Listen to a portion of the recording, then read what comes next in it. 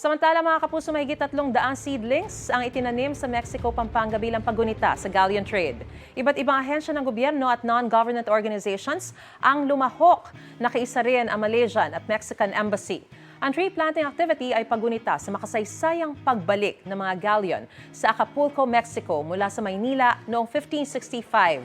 Dalang ilang pananim na endemic o native dito sa Pilipinas. Naging daan yan para maitatag ang Manila-Acapulco galleon trade route na ginamit sa kalakalan ng iba't ibang bansa.